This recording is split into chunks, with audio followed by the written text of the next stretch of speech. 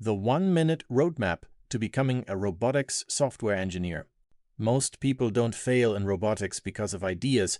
They fail because they never build the real software stack robots actually run on. Forget hobbyist Python scripts. Real robotics engineers think in C++, ROS2, and real-time systems.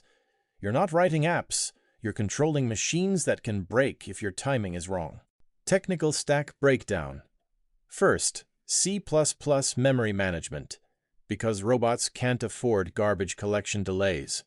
Second, ROS2 middleware. This is the communication backbone between sensors, motors, and AI. Third, sensor fusion plus kinematics. You merge LiDAR, cameras, and AI view data into one truth of the world.